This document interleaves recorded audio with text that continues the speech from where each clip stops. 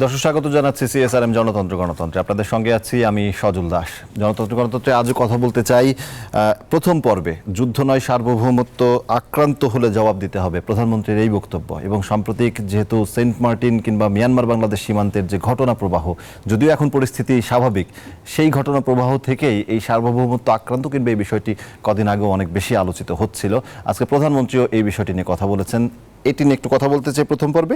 এরপরে খালেদা জিয়ার মুক্তির দাবিতে শনিবার সমাবেশ করতে চাই বিএনপি করার ঘোষণা দিয়েছে এরই মধ্যে, এবং ধারাবাহিক কর্মসূচি দিবে বিএনপি জেলা, উপজেলা এবং মহানগর পর্যায়ে। এই বিষয়টি নিয়ে কথা বলতে চাই। কথা বলবো জটিলতা থাকলেও তারেক রহমানকে ফেরাতে সরকার দৃঢ় প্রতিজ্ঞ, এই বিষয়টি নিয়ে একটু কথা বলতে চাই। আমার সঙ্গে আজকে স্টুডিওতে সময় দিয়েছেন জনাব ফরিন্দ্র সরকার, সিনিয়র সাংবাদিক ও কলামিস্ট। স্বাগত জানাচ্ছি আপনাকে ফরিন্দ্র সরকার।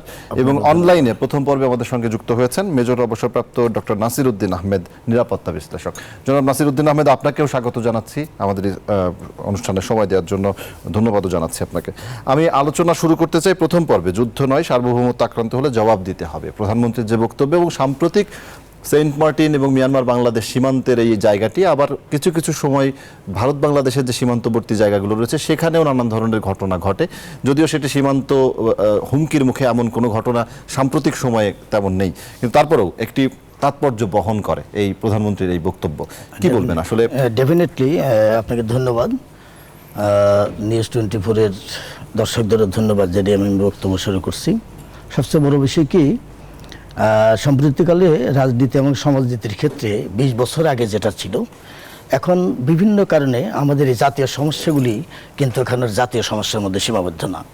একটা সময় আমরা আমাদের যে সীমান্ত সমস্যা, যেটা আমরা মিয়ানমারের সঙ্গে বা সেন্ট মার্টিন দ্বীপে যেতে যে প্রবলেমটা ছিল, এখন যদিও শান্ত, কিন্তু তারপর এটা কতদিন শান্ত থাকবে সেটা একটা বড় প্রশ্ন। আজকে মাননীয় প্রধানমন্ত্রী যে কথাটি বলেছেন, এই কথাটি খুবই তাৎপর্যপূর্ণ বহন করে। একজন রাষ্ট্রনায়ক হিসেবে তিনি একথাই বলবেন, এটাই স্বাভাবিক। আমরা এই চতুর্থ দফায় আওয়ামী লীগের নেত্রী শেখ হাসিনার নেতৃত্বে আওয়ামী লীগ ক্ষমতা আসার পরে জননেত্রী শেখ হাসিনা আমাদের সামরিক ক্ষেত্রে যে পরিবর্তনটা এনেছেন, তাতে মিয়ানমারের মতো একটা শক্তিশালী দেশকে যে মোকাবেলা করার মতো সক্ষমতা আছে, তার একটা ইঙ্গিতও কিন্তু তিনি তার কথার মধ্যে দিয়ে দিয়েছেন। এখন প্রশ্ন হচ্ছে যে এই সমস্যাটা কিন্তু এককভাবে না। আপনি জানেন যে আজকে আমাদের মায়ানমার থেকে যে জান্তা সরকারের নির্যাতনের নিপীড়নের শিকার হয়ে যাওয়া অসংখ্য রোহিঙ্গা, প্রায় 13 লক্ষের মতো রোহিঙ্গা কিন্তু বাংলাদেশে আশ্রয় নিয়েছে, এবং বাংলাদেশ সরকার মানবিক কারণে, মাননীয় প্রধানমন্ত্রী কিন্তু মানবিক কারণে তাদেরকে আশ্রয় দিয়েছেন। এবং সেটাকে কেন্দ্র করে এই মিয়ানমারের সঙ্গে যে একটা অসহিষ্ণু আচরণ হচ্ছে, কিন্তু বেসিক্যালি মিয়ানমারের সঙ্গে তো বাংলাদেশের পররাষ্ট্র নীতিটা কি, কারোর সঙ্গে যুদ্ধ নয়, কারোর সঙ্গে বৈরিতা নয়, সবার সঙ্গে আমরা শান্তিপূর্ণ সহাবস্থানে বিশ্বাসী। বঙ্গবন্ধুর পররাষ্ট্রনীতির ধারাবাহিকতা মাননীয় প্রধানমন্ত্রী শেখ হাসিনা কিন্তু সেদিকে অগ্রসর হচ্ছেন। কিন্তু দুর্ভাগ্য হচ্ছে মিয়ানমারে বেশ কতগুলি আপনার ওই গ্রুপ আর কি, যেটাকে বলা হয় যে বিদ্রোহী কতগুলো গ্রুপ আছে, একটা গ্রুপ না কিন্তু, এখানে আরাকান আছে, নানামুখী কতগুলো গ্রুপ আছে। সেই গ্রুপের মধ্যে যে আভ্যন্তরীণ যে বিষয়গুলি আছে, এবং সেখানে আমাদের শান্তি শৃঙ্খলা এবং আমাদের সীমান্তবর্তী এলাকাগুলিতে যে ভয়াবহ আক্রমণ কিছুদিন আগে ঘটে গেল, সেটা কিন্তু আমার গোটা দেশবাসী একটা আতঙ্কগ্রস্ত ছিল। কেউ কেউ ভেবেছিল যে হয়তোবা মিয়ানমারের সঙ্গে আমাদের একটা যুদ্ধ লেগে যাবে। আজকে প্রধানমন্ত্রী বলেছেন যুদ্ধ নয়, কিন্তু আমরা যদি আক্রান্ত হই তাহলে সমস্যার জবাব দেওয়ার মতো সক্ষমতা আমরা রাখি, এবং যথার্থই বলেছেন, এবং একটা দেশপ্রেমের কথা, এবং আমরা সেটা করতে পারি। সেটা একটু আপনার সাথে একটু আরেকটি প্রশ্ন একটু যোগ করতে চাই। প্রধানমন্ত্রী যখন দিল্লি সফরে গেলেন, ঠিক সেদিনই, সেই মুহূর্তেই বিরোধী রাজনৈতিক দলের পক্ষ থেকে সিনিয়র নেতারা বলছিলেন যে নতজানু পররাষ্ট্রনীতি নিয়ে প্রধানমন্ত্রী দিল্লি গেছেন, দেশের রক্ষা না করে তিনি দিল্লি সফরে গেছেন। এটা তো তারা আপনার কাছে কি কোনোভাবে মনে হয়েছে যে এই যে পররাষ্ট্রনীতিতে কিংবা মিয়ানমার সীমান্ত কেন্দ্রিক সেন্ট মার্টিন দ্বীপের ওই জায়গাটি নিয়ে যে কদিন ধরে একটা অস্থিরতা চললো মিয়ানমারের অভ্যন্তরীণ কারণে, সেটিতে আমাদের কোনো, বাংলাদেশের কোনো নতজানু নীতি নিয়েছে বাংলাদেশ? না, দেখেন এখানে ব্যাপারটা হচ্ছে কি, আমরা বিভিন্নভাবে এটার বিশ্লেষণ ব্যাখ্যা হতে পারে। আমাদের যে দেশ, আমাদের যে সরকার প্রধান, তিনি কখনোই ক্ষমতা আসার পরে কখনোই নতজানু নীতি গ্রহণ করেননি। আপনি একটা জিনিস খেয়াল করবেন যে 1971 সালের স্বাধীনতা যুদ্ধের সময় ভারত কিন্তু আমাদেরকে সহযোগিতা করেছিল, এবং পৃথিবীর ইতিহাসে এই কথাটা প্রধানমন্ত্রী সেদিন তার সংবাদ সম্মেলনে বলেছেন যে পৃথিবীর ইতিহাসে কোনো দেশে যুদ্ধ বিধ্বস্ত দেশে যে সেনাবাহিনী সহযোগিতা করে, সেই সেনাবাহিনী সহজে, কিন্তু এরকম উদাহরণ পৃথিবীতে অনেক দেশে আছে এখনো যায়, কিন্তু বাংলাদেশে কিন্তু ভারতীয় সেনাবাহিনী বঙ্গবন্ধুর দৃঢ়তার নেতৃত্বের গড়ে কিন্তু যথার্থ সময়ে কিন্তু তারা ফিরে গেছে। তাহলে আপনি যে নতজন নীতিটা বলেন, এই যে ভারত সফরে গিয়ে মাননীয় প্রধানমন্ত্রী খালি ভারত সফর না, পৃথিবীর যে দেশেই সফর করেছেন, ইনি কিন্তু একটি কথাই বলেছেন যে আমরা যুদ্ধ না, আমরা শান্তি চাই। এখন শান্তি প্রতিষ্ঠা করতে হলে এখন কিন্তু শান্তি প্রতিষ্ঠার মাপকাঠিটা কি? শান্তি প্রতিষ্ঠার তো একটা মাপকাঠি থাকতে হবে। আমাদের মধ্যে যে আঞ্চলিক সহযোগিতা, আঞ্চলিক যে অখণ্ডতা, আমাদের এই আঞ্চলিক অখণ্ডতা রক্ষার্থে কিন্তু পারস্পরিক দেশগুলোর সঙ্গে যদি আমাদের খোঁচাখুচি করে আমরা শান্তি রক্ষা করতে পারবো না। আমাদের আভ্যন্তরীণ শান্তি রক্ষা প্রয়োজন রয়েছে, তেমনি বিশ্ব শান্তির ক্ষেত্রেও কিন্তু একটা শান্তি। এই যে বিভিন্ন দেশগুলো যে যুদ্ধ বিধ্বস্ত হচ্ছে, প্রধানমন্ত্রী বারবার কিন্তু সেই মেসেজ দিচ্ছেন যে আমরা সামরিক খাতের সাথে আমাদের সামাজিক এবং মানুষের কল্যাণে, দরিদ্র মেহনতি জনগোষ্ঠীর কল্যাণে যে অর্থ ব্যয় করা দরকার সেটা না করে আমরা কেন যুদ্ধের পিছনে এত ব্যয় করছি, এটা কিন্তু পররাষ্ট্রনীতির কথা বহন করে না। আমি একটু ডক্টর নাসিরউদ্দিন আহমেদের কাছে যেতে চাই। আমি আসছি আপনার কাছে আবার। মেজর অবসরপ্রাপ্ত ডক্টর নাসিরউদ্দিন আহমেদ নিশ্চয়ই শুনছেন আমাদের আলোচনা। আপনার কাছে একটু জানতে চাই, ভূ রাজনৈতিক অবস্থান যে স্ট্র্যাটেজিক গুরুত্ব বাংলাদেশের এই মুহূর্তে অনেক বেশি, এই কারণেই সীমান্ত নিরাপত্তা কিংবা সার্বভৌমত্বের নিরাপত্তায় এই জায়গাটি অনেক বেশি গুরুত্বপূর্ণ হয়ে দেখা দিয়েছে কিনা, আপনার কাছে কি মনে হয় একটু জানতে চাই জনাব নাসিরউদ্দিন আহমেদ। ধন্যবাদ আপনাকে সজল এবং আমার দর্শক মন্ডলীর শুভেচ্ছা।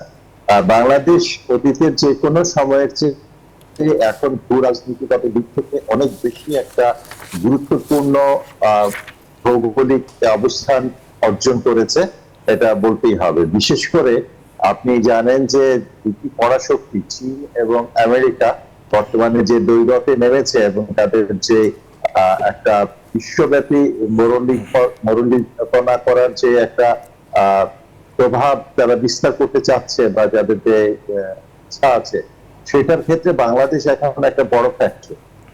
আমি এর আগে বেশ কয়েকটি লেখায় আপনি দেখেছি যেখানে যে চীন তার সমুদ্র অঞ্চলে তার প্রভাব বিস্তার করার জন্য এবং তার বাণিজ্য এবং সামরিক সরবরাহের রুটগুলো ঠিক রাখার জন্য এই বিভিন্ন জায়গায় বিভিন্ন পোর্ট করেছে, কানেক্টিভিটি করেছে রোড এন্ড বেল্ট ইনিশিয়েটিভের অধীনে, এবং এই সবকিছু করে তারা তাদের জ্বালানি নিরাপত্তা, তাদের সামরিক নিরাপত্তা এবং বাণিজ্যিক নিরাপত্তা নিশ্চিত করতে চাচ্ছে।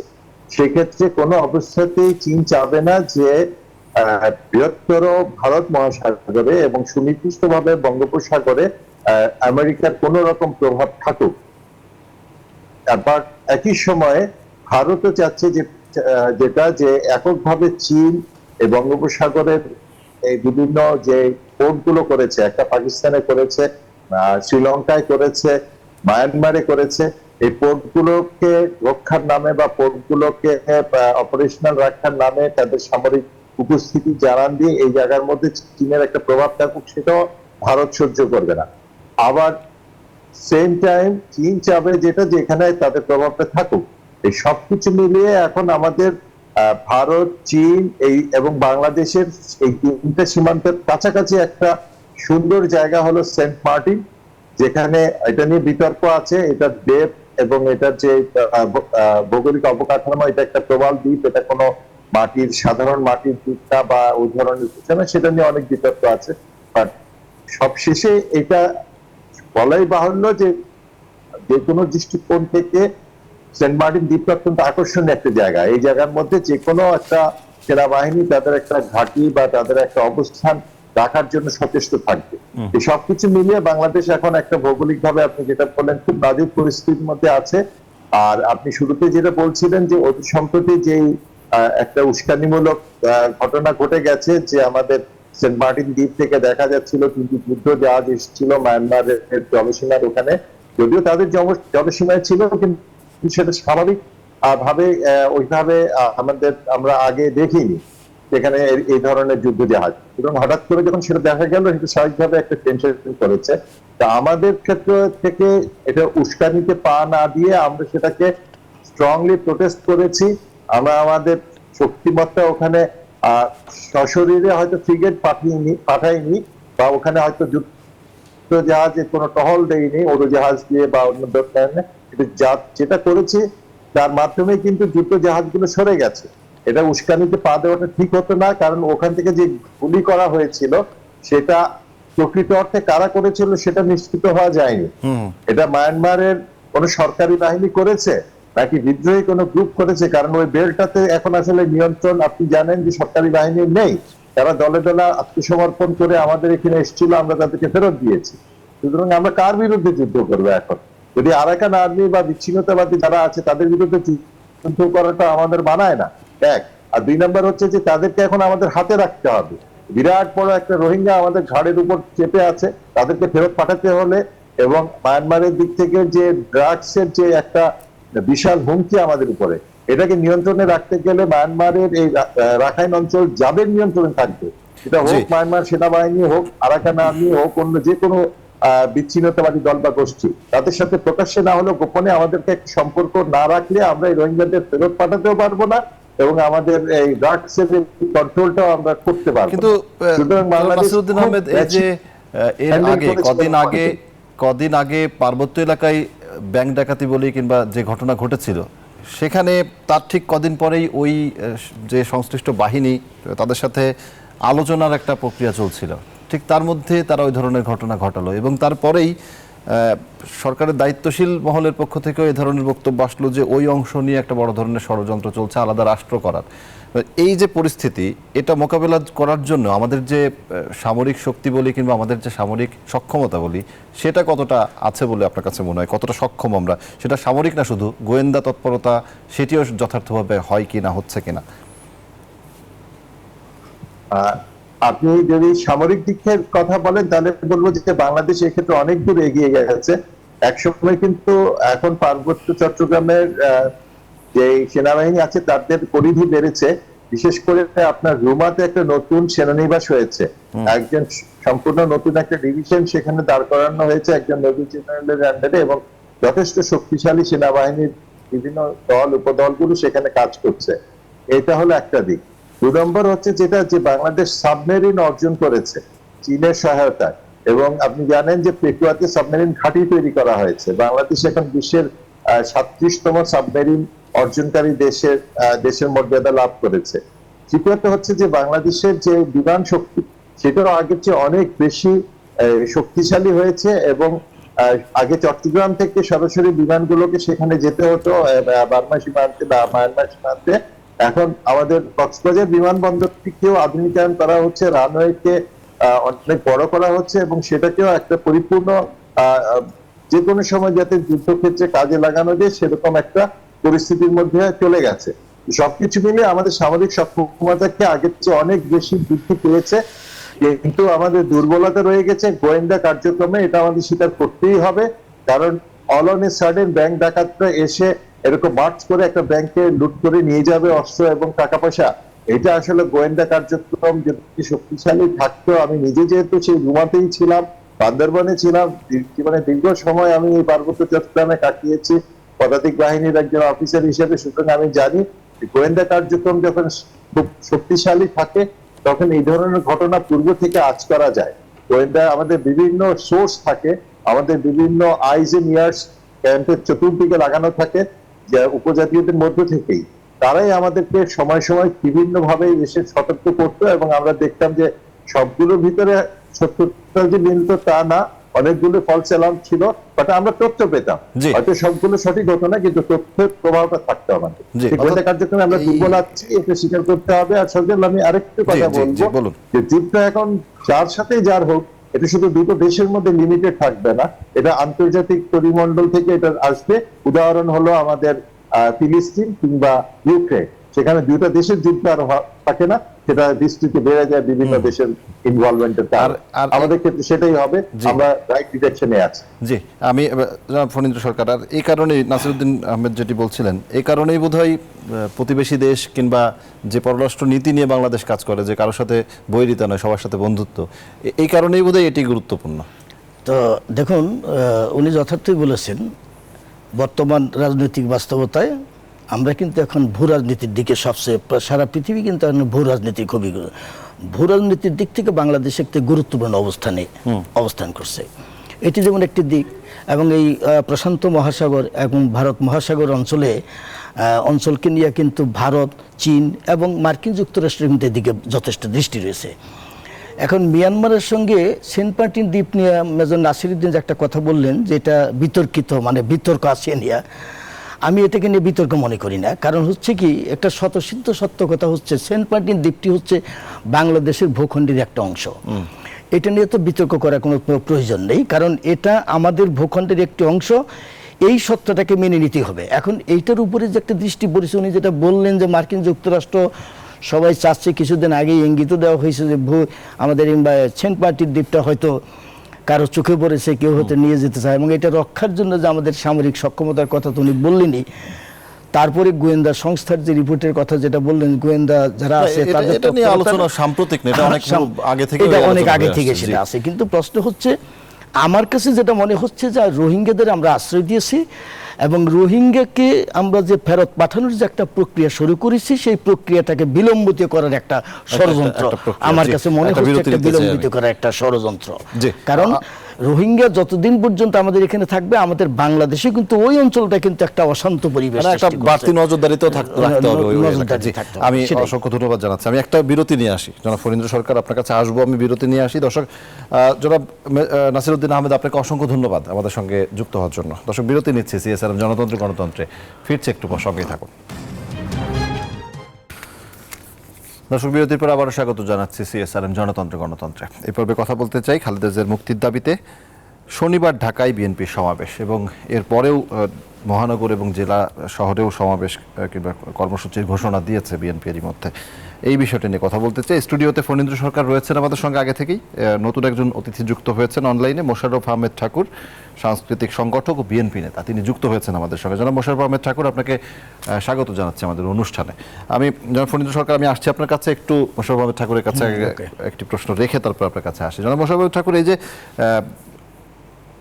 বেগম খালেদা জিয়া অসুস্থ, দীর্ঘদিন ধরে চিকিৎসা চলছে, আবার সম্প্রতি বেশ খারাপ অবস্থা হয়েছিল হাসপাতালে, যে পেসমেকার বসানো হলো, চিকিৎসক কিংবা সরকারের যে সিনিয়র নেতৃত্ব বিভিন্ন জায়গা থেকে তাদের কাছে প্রশ্ন করা হলে, যখন প্রশ্ন করা হয় কেন তাকে বিদেশে যেতে দেওয়া হচ্ছে না, তাদের পক্ষ থেকে বরাবরই বলে আসছেন তারা যে দেশেই চিকিৎসা হচ্ছে কিংবা দেশেই পর্যাপ্ত চিকিৎসা সুযোগ আছে। কি বলবেন, তারপরেও বিদেশে নেওয়া কেন জরুরি? ধন্যবাদ সজল। আমি আপনাকে একটু বলি, সেটা হচ্ছে যে ফৌজদারি কার্যবিধির 497 ধারা অনুযায়ী আমরা আমাদের আইনের ছাত্র যারা, তারা আইনের প্র্যাকটিস করেন যারা আইন, তারা 497 ধারা ফৌজদারি কার্যবিধির তারা জামিন চান। এখানে লেখা আছে যে কোনো অভিযোগেই অভিযুক্ত হন না কেন, অভিযুক্ত ব্যক্তি যদি 16 বছরের কম বয়স্ক হন, অথবা তিনি স্ত্রীলোক হন, অথবা তিনি পীড়িত, অসুস্থ, অক্ষম হন, তাহলে তিনি জামিন পাবেন।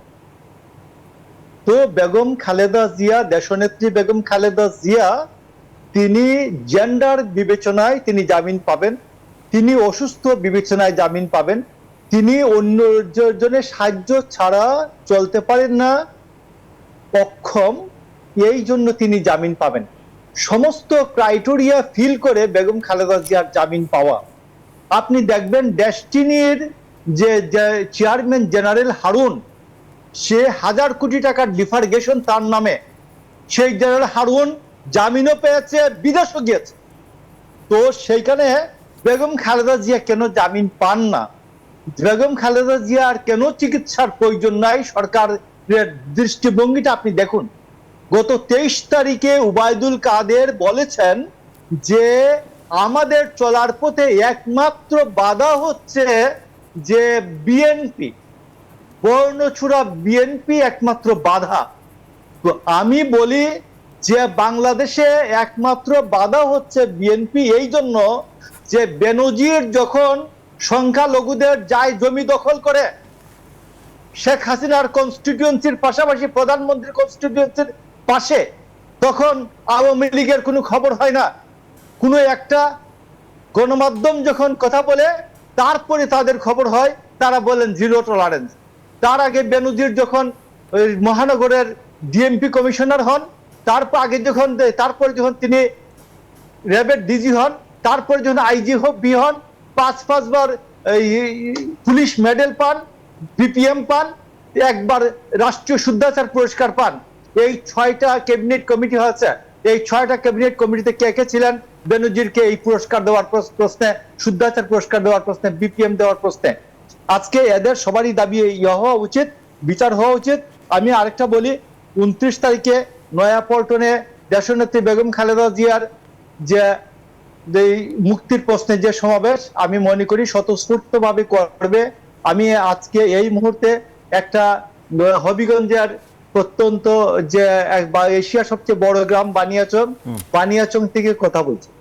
বানিয়াচংয়ের নেতা কর্মীরা, বিএনপি নেতা কর্মীরা সবাই বসেছে যে আগামী 3 তারিখে তারা জেলার সমাবেশে যোগ দিবে হবিগঞ্জ জেলায়, এবং এখানে স্বতঃস্ফূর্ততা কর্মীদের মধ্যে আছে, প্রাণ চাঞ্চল্য আছে, এবং সবার মধ্যে অংশগ্রহণের মাধ্যমে সমাবেশ করতে চান আপনারা। মোশাররফ আহমেদ ঠাকুর, আমি আসছি আপনার কাছে আবারও একটু। ফণীন্দ্র সরকারের কাছে একটা প্রশ্নের, কেন যেতে পারবেন না খালেদা জিয়া বিদেশে চিকিৎসা নিতে? না, সেটা তো ধরেন কেন যেতে পারবে না এই প্রশ্নে তো আমারও, উনি তো যাওয়ার অধিকার অবশ্যই ওনার আছে, কিন্তু প্রশ্ন হলো কি আইনি কতগুলি ব্যাপার আছে, আমি তো আইনের লোক না। উনি যেটা বললেন যে 497 ধারা, আইনি ব্যাখ্যার জায়গায় একজন আইনজীবী থাকলে পাল্টা বক্তব্য দিতে পারতেন। আমার সঙ্গে পরের পর্বে একজন যুক্ত হবেন, আমি চেষ্টা করব। 497 ধারা যেটা বললেন মোশাররফ ভাই, এই ধারাটারা নিয়ে আমি আলোচনা করতেছি না। আমি যে জিনিসটা বলতে চাই যে বিএনপি আগামী 29 তারিখে খালেদা জিয়ার মুক্তির দাবিতে ওনারা জনসভা করবেন, এবং এই জনসভা ধারাবাহিকভাবে বিভিন্ন জেলায় তারা করবেন, তাদের কর্মসূচি ঘোষণা দিয়েছেন। তা আমার কাছে প্রশ্ন হলো কি যে বিএনপি একটি বড় রাজনৈতিক দল, একটি বড় সংগঠন। আওয়ামী লীগ এবং বিএনপি দুটি অনেক বড় বড় সংগঠন। বাংলাদেশে আওয়ামী লীগ আর বিএনপি রাজনৈতিক দল ছাড়া তেমন কোনো রাজনৈতিক কোনো ফোকাস এরকম কোনো দল নাই। কিন্তু আমার কাছে দুর্ভাগ্য মনে হয় খালেদা জিয়ার জন্য, যে এবং করুণা হয়, আমার আফসোস হয় যে খালেদা জিয়ার মতো একটা নেত্রী আজকে দীর্ঘদিন যাবৎ জেলখানায় পচে মরছেন। আইনের ধারা যাই থাক না কেন, আইনটা কিন্তু বড় কথা নয়, এখানে জনসমর্থনটা হচ্ছে বড় কথা। ওনারা এত বছর যাবৎ আন্দোলন করে ওনারা খালেদা জিয়াকে বের করতে পারছেন না, এটা আমার জন্য খুবই দুর্ভাগ্য মনে হয়। আমি মনে করি যে জাতির জন্য এটা দুর্ভাগ্য। বিএনপি কেমন একটি রাজনৈতিক সংগঠন, আইন কেন বড় কথা হবে না? মানে আইনের কারণেই তো, শুনেন, আইনের কারণে হোক, যে কোনো জায়গায় আমি বলি অপরাধী কেউ যদি হয়, দেখেন পৃথিবীতে বহু আইন, অনেক বাজে আইন দিয়ে বঙ্গবন্ধুর জেলখানায় রাখা হয়েছিল, কিন্তু গণ আন্দোলনের মুখে কিন্তু আইনটা মনে হচ্ছে যে আমি মনে করি কি যে বাজে আইন দিয়ে রাখা হয়েছে।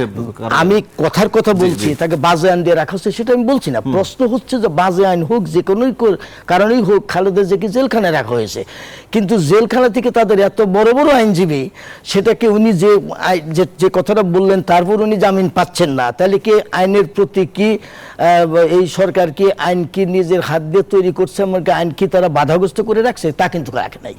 প্রশ্ন হচ্ছে তারা আইনি জটিলতার কারণেই খালেদা জিয়াকে তারা মুক্ত করতে পারছে না।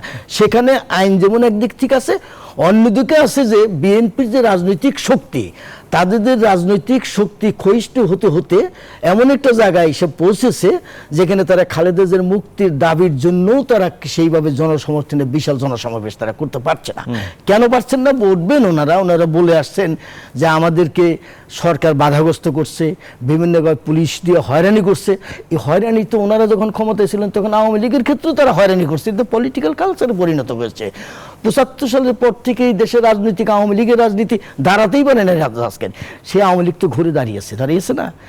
আপনি দেখেন 2001 সালে কি ঘটনাগুলি ঘটেছে, তারপরে তো আওয়ামী লীগ টিকে আছে, এবং সেই রকমভাবে আপনার শেখ হাসিনার পক্ষে লক্ষ লক্ষ জনতার যে সমাবেশ ঘটেছে সেটিকে ওনারা ঘটাতে পেরেছেন? পারে নাই। ওনারা একটা ঘোষণা দিয়ে বসেন অমুক তারিখে এই সরকারের পতন হয়ে যাবে। শুনেন, রাজনীতিতে আপনার গিয়ে শেষ কথা বলে কিছু নেই। একটা পরিশীলিত গণতান্ত্রিক দেশে ওনারা যে আন্দোলন করছেন, এটা তো গণতান্ত্রিক অধিকার। গণতন্ত্র কিন্তু কেউ সাইদা দানে ভাই আপনার আমি গণতন্ত্র দিলাম, এটা বিক্রি জিনিস নয়, গণতন্ত্রটা আদায় করে নিতে হয়।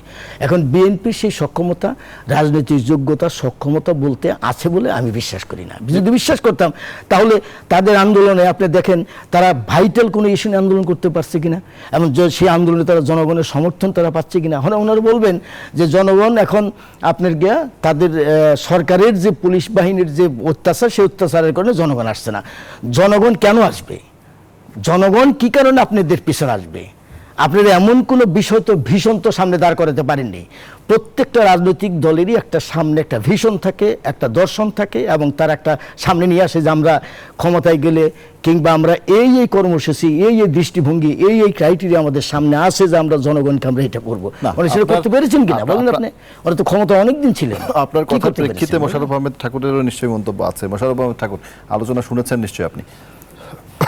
আমি শুনেছি। আমার ফণীন্দ্র দাস সাথে আমি আপনাকে বলি, আমাদের সামনে দুটা আন্দোলনের মাধ্যমে সরকার পতনের নজির আছে। একটা হলো 69-এর আন্দোলনটা কি, আপনার জানুয়ারি মাসে যখন ছাত্ররা আন্দোলন করতে গিয়েছে তখন হাসাহাসি হচ্ছে, এবং আপনি দেখবেন যে মৌলানা ভাসানীর নেতৃত্বে যে এই শেখ মুজিবকে বের করে আনবো যে আন্দোলনটা হয়, সেইটার পরে আমি আপনাকে বলি যে আইয়ুব খান ক্ষমতা ছেড়ে দিয়েছেন তার পরবর্তী জেনারেলের কাছে, আর 90 আরশাদের। তো সেইখানে আপনাকে বলছি যে আওয়ামী লীগ আন্দোলনটা কি, আন্দোলনটা হচ্ছে জনদাবি কতটুকু সম্পৃক্ত হচ্ছে, জনগণ কতটুকু সম্পৃক্ত হচ্ছে। এই সরকার কোন জনদাবিকে, এই সরকার কোন আইন আদালতকে তোয়াক্কা করে না, আইন আদালতকে এই সরকার কুক্ষিগত করছে, এই সরকারকে সকল কোর্টকে মুজিব কোর্টে পরিণত করেছে। এই জন্য আমি আপনাকে বলি যে এই সরকার একমাত্র ভাবকানো হচ্ছে এই, যেটা মাহমুদুর রহমান মান্না মাঝে মধ্যে বলেন, এই সরকারের ভাবকানো হচ্ছে এই, আমরা ক্ষমতায় বসে আছি তো আছি, পারলে আমাদেরকে টেনে নামাও। তো এই ছাড়া আর যদি ঠাডা পড়ে তাইলে আমরা যাব, এই দুই কাজ ছাড়া আমরা আর যাব না। যে টেনে পারলে নামাও, আর যদি ঠাড়া পড়ে আমাদের উপর তাহলে তারপর চলে যাব। আর নইলে জনদাবি হোক, আন্দোলন হোক, 10 লাখ লোকের সমাবেশ হোক, 20 লাখ লোকের সমাবেশ হোক, 20 লাখ লোক, 40 জন লোক 1.5 বছরে মারা গেছে, 3 মাসে 13 জন লোক কারাগারে মারা গেছে, এইগুলার গভর্নমেন্ট কোনো কিছু কেয়ার করে না। এই জন্য গভর্নমেন্টের যে আইডিয়াটা হচ্ছে যে আমাদের পারলে টেনে নামাও, আর নইলে আমরা কোনো দাবি মানবো না, আমরা আমাদের মতো করে চলবো।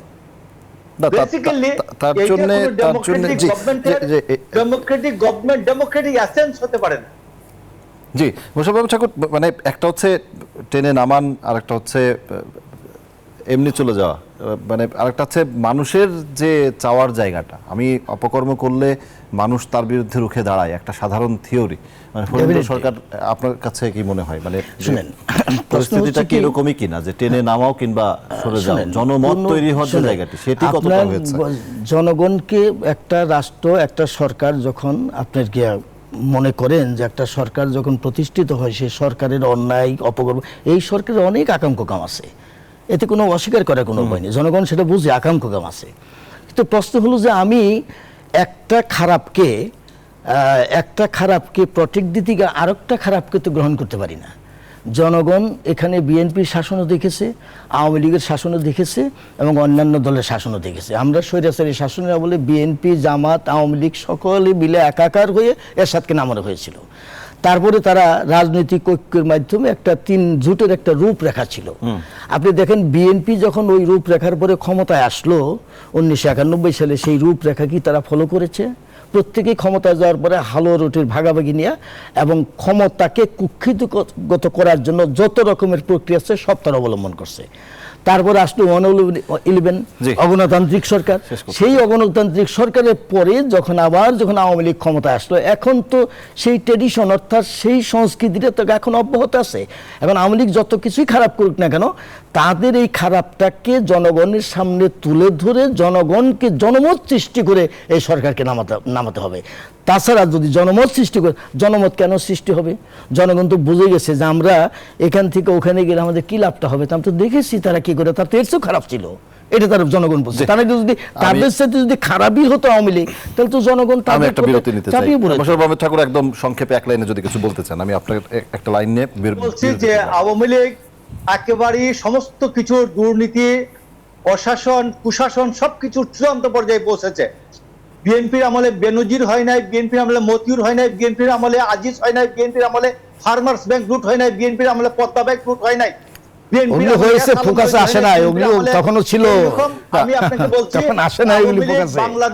বাংলাদেশের মানুষকে গিনিপিগ মনে করে বাংলাদেশের মানুষের পকেট কেটে লুট করছে। আমি আপনাকে বলছি এই লুটের বিরুদ্ধে বাংলাদেশের মানুষ রুখে দাঁড়াবে, এবং এই বাংলাদেশে এই লুটের লুটের পক্ষে দাঁড়ানোর মতো নেত্রী হচ্ছেন একমাত্র বেগম খালেদা জিয়া, তারেক রহমান।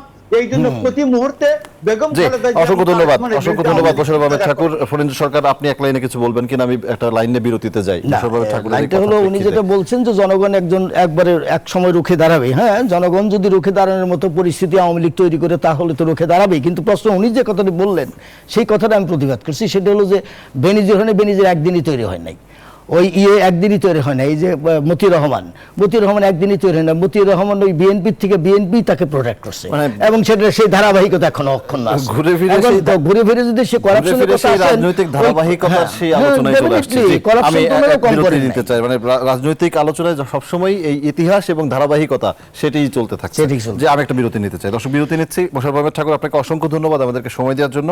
দর্শক, বিরতি নিচ্ছি। সিএসআরএম জনতন্ত্র গণতন্ত্রে ফিরছে একটু পর। দর্শক, বিরতির পর আবার স্বাগত জানাচ্ছি সিএসআরএম জনতন্ত্র গণতন্ত্রে। আমরা শেষ পর্বে রয়েছি।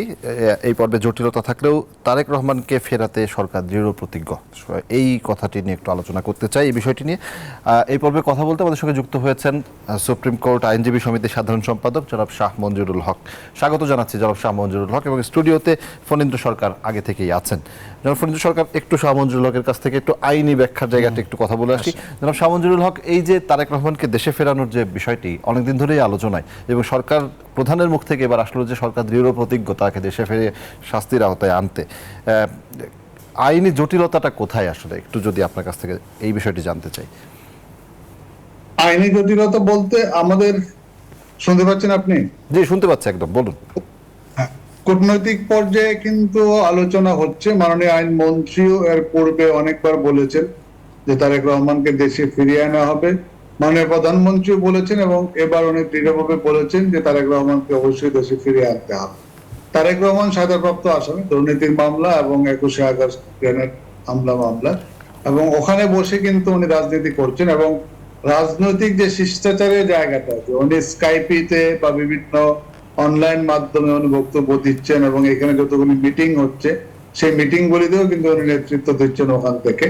এখন ডিজিটাল যুগে তার এই বক্তব্য দেওয়াটা কতটা যৌক্তিক না, এবং সুপ্রিম কোর্ট থেকেও কিন্তু একবার বা দুইবার অন্তত নিষেধাজ্ঞা দেওয়া হয়েছে তারেক রহমান এভাবে বক্তব্য দিতে পারবেন না, কিন্তু এগুলি ভায়োলেট করেও কিন্তু উনি বক্তব্য দিয়ে যাচ্ছে। তো রাজনৈতিক এই দৃষ্টিভঙ্গি থেকে মাননীয় প্রধানমন্ত্রী আজকে দৃঢ়ভাবে বলেছেন যে তারেক রহমানকে ফিরিয়ে আনতে হবে। ফিরিয়ে আনার ক্ষেত্রে যে প্রবলেমটা আমাদের রয়েছে সেটা হচ্ছে এক্সট্রাডিশন চুক্তি। যে দুইটা দেশের সাথে যদি বন্দি বিনিময় চুক্তি থাকে তাহলে যে কোনো সময় যে কোনো ভাবে এটা করা সম্ভব। আর যদি চুক্তি নাও থাকে তাহলেও একটি দেশ যখন সম্মত হবে যে তাকে ফেরত দেওয়া দরকার, তখন অবশ্যই তাকে ফেরত দিতে পারবে, এবং সেটা বাংলাদেশের যে কূটনৈতিক পর্যায় থেকে, পররাষ্ট্র মন্ত্রণালয় থেকে মাননীয় আইনমন্ত্রী, পররাষ্ট্রমন্ত্রী, তারা কিন্তু এই চেষ্টাটা করে যাচ্ছে।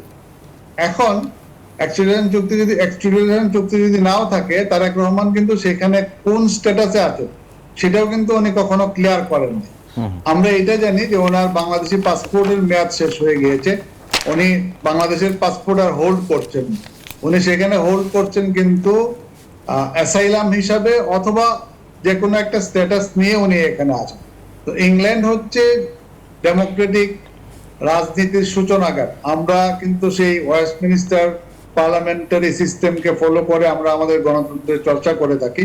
সুতরাং ইংল্যান্ডেরও উচিত হবে এরকম একজন সাজাপ্রাপ্ত আসামি যিনি একটা দলকে লিড করছেন, সেই দলের যে নেতা ওখান থেকে যে রাজনীতি করে যাচ্ছেন তাকে বাংলাদেশে ফেরত পাঠাবে।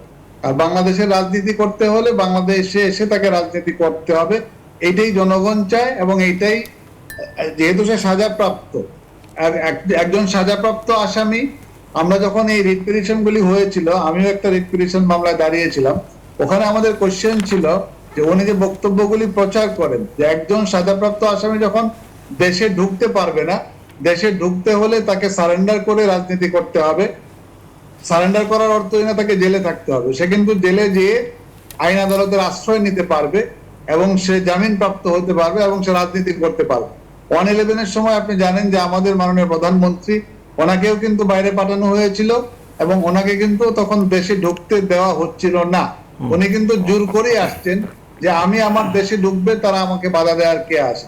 এবং উনি দেশে আসছেন, উনি জেল খেটেছেন, বেল পেয়েছেন, রাজনীতি করেছেন। কিন্তু যে একটা লোক কনভিক্টেড, যাকে আপনি নরমালি দেশে ঢুকতে দিতে পারছেন না, দেশে তার বক্তব্য দেওয়ার সুযোগ নাই, সেখানে লন্ডন থেকে একজন কনভিক্টেড আসামি কি করে একটা রাজনৈতিক দলকে পরিচালনা করবে এবং বক্তব্য রাখবে, সিদ্ধান্ত মেকিং এ থাকবে? এটা কিন্তু রাজনীতির সাথে যুক্ত থাকবেন কিভাবে এটি? আমি জনাব শামঞ্জুর হক, আমি চেষ্টা করবো আপনার কাছে আরেকবার আসার, একেবারে শেষ দিকে রয়েছি। ফণীন্দ্র সরকার, আমরা বঙ্গবন্ধুর খুনিকেও কয়েকজনকেও এখনো দেশের বাইরে থেকে আনতে পারিনি, আবার তারেক রহমানকে আনার ব্যাপারে সরকার দৃঢ় প্রতিজ্ঞ। এই বিষয়টি কেন জরুরি ফেরানো? তারেক রহমানকে আনা তো জরুরি, কিন্তু এখানে একটা জিনিস আমি মেলাতে পারছি না। বিএনপি তো বলছে যে তারেক রহমান এমনিতেই বীর বেশে বাংলাদেশে আসবেন, আর এদিক দিয়ে আওয়ামী লীগ বলছেন এবং আমাদের মাননীয় প্রধানমন্ত্রী বলছেন তারেক রহমানকে আমাদেরকে দেশে যে কোনো মূল্যে হোক ফিরে আনতে হবে। সেই জন্য আইন মন্ত্রণালয়, আমাদের আইনজীবী তো উনি ব্যাখ্যা করলেন যে যেহেতু ইংল্যান্ডের সঙ্গে আমাদের কোনো বন্দি বিনিময় চুক্তি নেই, চুক্তি না থাকার কারণে একটা আইনি জটিলতা রয়ে গেছে এবং এই আইনি জটিলতাটা আইনের মাধ্যমে নিরসন করে তারপরে তাকে ফিরে আনতে হবে। যেহেতু প্রধানমন্ত্রী দৃঢ় প্রত্যয় ব্যক্ত করেছেন, তাহলে নিশ্চয়ই সেরকম একটা ঘটনা ঘটবে, হয়তো তারেক রহমানকে আনা হবে। কিন্তু প্রশ্ন হলো তারেক রহমানকে আনা খুবই জরুরি। এই কারণে জরুরি, উনি যে কথাটা বলছেন আমি তার সঙ্গে কিছু যুক্ত করতে চাই। একটা দেশের একটা দলের, রাজনৈতিক দলের নেতা তিনি কনভিক্টেড হন, কনভিক্টেড হওয়াটাই স্বাভাবিক এবং হয়েছেন, তাতে কোনো সমস্যা নেই। কিন্তু প্রশ্ন হলো তিনি যদি রাজনীতি করতে চান তাহলে তাকে আইনের মাধ্যমে আত্মপক্ষ সমর্থন করে আইনকে মোকাবেলা করেই তিনি বাংলাদেশে তিনি রাজনীতি করবেন, এছাড়া তার রাজনীতি করার কোনো অধিকার নেই। কিন্তু আমরা কি তার রাজনীতি করার অধিকার থেকে তাকে বঞ্চিত করতে পারছি না তো। যেহেতু ডিজিটাল যুগ, সেখান থেকে সে অনলাইনে বক্তব্য রাখছেন, আমাদের বিএনপির নেতারা সেখানে তার বক্তব্য শুনছেন এবং তার উদ্ধৃতি দিয়ে নানা রকম বক্তব্য, বক্তৃতা, বিবৃতি দিচ্ছেন, যেটা নাকি আপনার গিয়া রাজনৈতিক শিষ্টাচার বহির্ভূত। এবং উনি কতগুলো আজে বাজে কথাও বলছেন, বঙ্গবন্ধুকে নানা রকমের কটূক্তি তিনি করছেন সেখানে, সে লন্ডনে বসেই। কিন্তু লন্ডন এমন একটি দেশ, লন্ডন তো সারা পৃথিবী একসময় আমাদেরকে শাসন করেছেন। তো লন্ডন এমন একটি দেশ, তাকে পলিটিক্যাল আশ্রয় দিয়েছেন। উনি যেটা বললেন যে উনি কোন পাসপোর্ট হোল্ড করছেন, বাংলাদেশের পাসপোর্ট তার কাছে নেই, কার্যত উনি কোনো দেশেরই পাসপোর্ট উনি হোল্ড করছেন না এবং ব্রিটিশ পাসপোর্ট উনি পাননি। তাহলে কোনো দেশেরই যদি উনি পাসপোর্ট না পেতেন, উনি আসেন কিসে? রাজনৈতিক আশ্রয়ে, পলিটিক্যাল শেল্টারে। লন্ডন কেন তাকে পলিটিক্যাল শেল্টার দিচ্ছে? এর পিছনে কি আন্তর্জাতিক একটা রাজনীতি নিশ্চয়ই আছে। অর্থাৎ আমাদের এই দেশের রাজনীতিটাকে নিয়ে, আমাদের দেশটাকে নিয়ে যে আন্তর্জাতিক যে একটা খেলা শুরু হয়েছে স্বাধীনতার আগে থেকে এবং স্বাধীনতার পর, আপনার একই খেলা দীর্ঘদিন যাবত হচ্ছে। এবং ওই খেলার যে ষড়যন্ত্র, খেলা এবং ষড়যন্ত্র, সেই ষড়যন্ত্র বলি হয়েছেন আমাদের মহান নেতা জাতির জনক বঙ্গবন্ধু শেখ মুজিবুর রহমান। এই বিষয়গুলো আমাদের পলিটিশিয়ানদের ভাবতে হবে এবং বুঝতে হবে যে আমরা এই দেশে রাজনীতি করতে হলে কোন ধরনের দৃষ্টিভঙ্গি না রাজনীতি করতে হবে। আজকে বিএনপির মতো একটা রাজনৈতিক দল যে রাজনীতি করছে, আদৌ কি তারা সেই রাজনীতিটা করছে? তারা সেই রাজনীতিটা করছে, সেই রাজনীতি করছে কিনা। আমি একেবারে শেষ পর্যায়ে একটা প্রশ্ন আমি শামঞ্জুর হকের কাছ থেকে একটু জানতে চাই। আমরা আগে যে বিষয়টি আলোচনা করছিলাম খালেদা জিয়ার বিদেশ যাওয়ার ব্যাপারে, জনাব শামঞ্জুর হক, চিকিৎসার জন্য বিদেশে যাওয়া, যখন বিএনপি নেতারা দাবি করছেন যে কালা কানুনের মাধ্যমে খালেদা জিয়াকে কারাবন্দী করা হয়েছে কিংবা বিদেশে চিকিৎসা নিতে যেতে দিচ্ছে না সরকার, এটা একটা রাজনৈতিক সিদ্ধান্ত, ঠিক সেই সময় তারেক জিয়া দেশে এসে রাজনীতিতে অংশ নেবেন, দেশের আইনের উপর আস্থা রাখবেন, কেন রাখবেন? এটা তো তারা দেশের আইনকে কিংবা রাজনৈতিক সিদ্ধান্ত হিসেবেই দাবি করছেন। জি, আপনি যেটা বলেছেন, দেখেন বিএনপি যদি এই কথাগুলি না বলে বেগম খালেদা জিয়াকে কালা কানুনের মাধ্যমে আটক করা হয়েছে এবং তাকে বিদেশ যেতে দেওয়া হচ্ছে না, সুচিকিৎসার ব্যবস্থা করা হচ্ছে না, তাহলে তার বিএনপির কোনো রাজনীতি থাকে না। সুতরাং এটা তাদের একটা রাজনৈতিক চাল।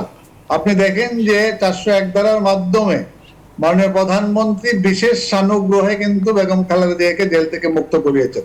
ওনার কালা কানুন তো প্রশ্নই আসে না, ওনাকে বরঞ্চ সর্বোচ্চ সুবিধা দেওয়া হয়েছে। এবং দেখেন যে খালেদা জিয়া 21শে আগস্ট গ্রেনেড হামলার হোতা মাননীয় প্রধানমন্ত্রীকে হত্যা করতে চেয়েছে, তার ছেলে এবং সেই জায়গাটায় উনি মাননীয় প্রধানমন্ত্রী বেগম জিয়াকে জেলখানা থেকে বের করে বাসায় থাকতে দিয়েছেন মুক্তি দিয়ে, এবং বাংলাদেশের যে বড় হসপিটাল যে কয়টা আমরা জানি, ইউনাইটেড হসপিটাল এবং এভারকেয়ার, এই দুইটা হসপিটাল থেকে উনি চিকিৎসা সহযোগিতা নিচ্ছেন। উনি তো সাজাপ্রাপ্ত, উনি তো ইচ্ছা করলেও বিদেশ যেতে পারবেন না। জি, জনাব শামঞ্জুর হক, একেবারেই সময় নেই। জি, সাদা কানুনে যেটা বলা আছে সেটা হচ্ছে উনি সাজাপ্রাপ্ত অবস্থায় বিদেশ যাওয়ার কোনো সুযোগ নাই।